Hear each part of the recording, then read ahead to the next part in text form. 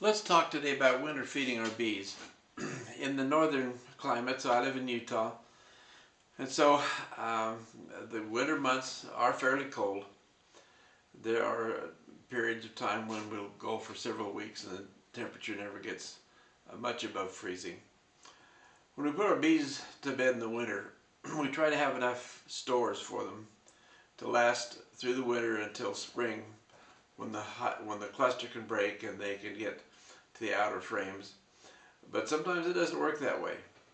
This year we've had quite a few days where the temperature's been in the upper 50s, which means that the bees are active and all they're doing is eating. They're not producing anything, they're not gathering any nectar. And so in those conditions, sometimes we'll run short on honey. And it's a terrible shame to lose a hive because they run out of stores.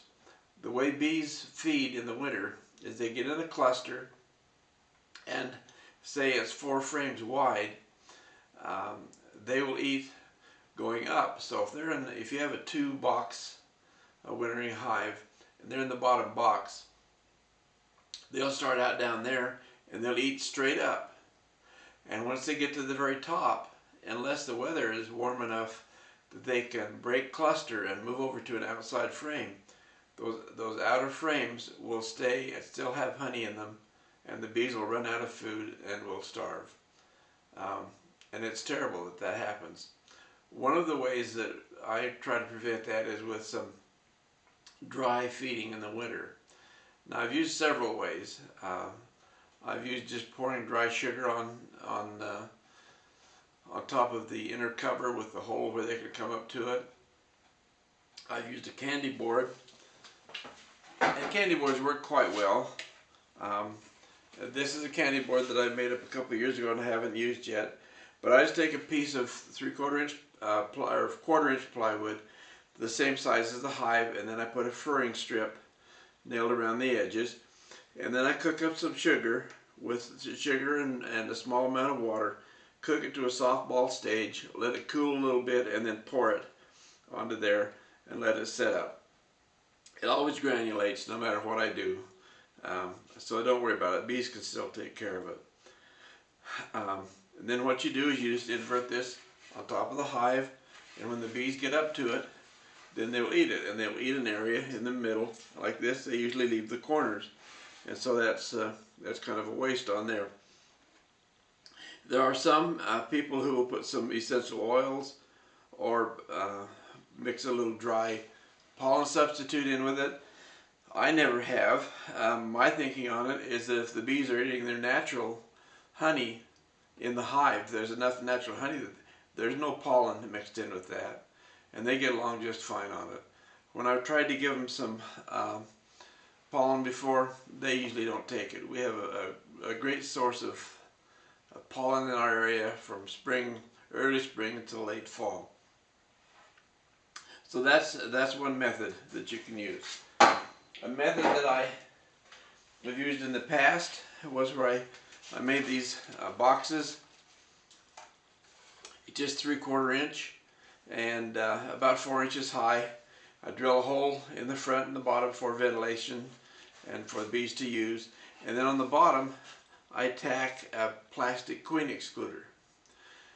And what I've done in the past is you take a piece of parchment paper, lay it down here, and then pour about 5 pounds of dry sugar on top of it and sit that right on top of the cluster, and then put your cover over the top. Our climate is dry enough here that sugar doesn't really set up. It'll get a crust on the outside, but I found that what happens as the bees are eating up through the bottom, they'll get into the sugar where it hasn't been set up, and it'll just drain out through. And so I lose quite a bit of sugar that comes down and makes a mess. I'll even get sometimes a couple inches of sugar down on the bottom board. So what I've gone to from that is to moisten the sugar and then just make a big sugar patty that I put on there, put it on the hive, and it works great for the bees. And here's the way I do that.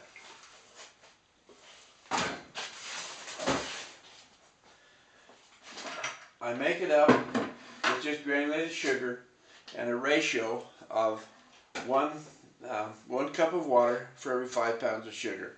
So I would do 25 pounds here. So I've got 5 cups of water measured out. I'll put a little water in the bottom. And then we just pour a little sugar in.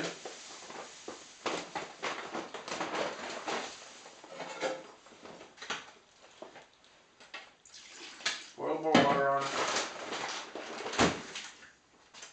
Give it a little stir with a spoon. It's not a big deal on this stirring, it just gets it moistened. You're going to let it sit a few minutes, it'll kind of firm up on its own. But you stir it a bit and it gets the water mixed into it. I'll pour a little more water. Pour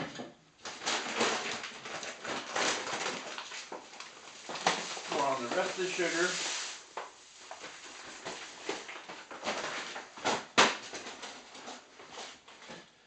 Then the rest of the water.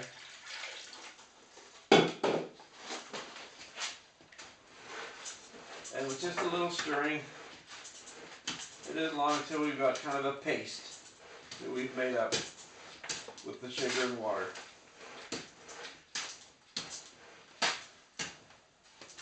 This is an easy way to feed, and it's a great insurance. Any sugar that they don't take, you just shake it out of the box next spring, add it to your syrup that you're making for spring feeding, and you're in business.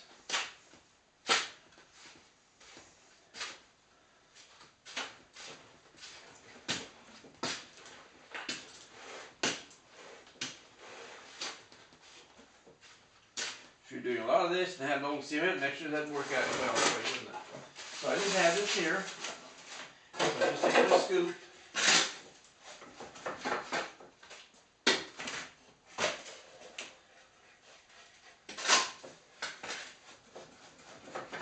And I do about 5 pounds at a time. I just put it here, press it down. So that pretty well covers where the cluster will be. There we have it.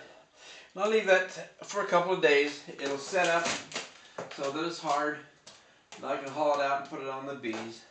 I usually wait until just before Christmas. When we have a day when it's crisp and cold, no wind. You want it to be cold so when you open the hive to put this on, you're not going to disturb the bees. If it's cold, you can put it on and they won't even care or notice that you've been there. Thank you.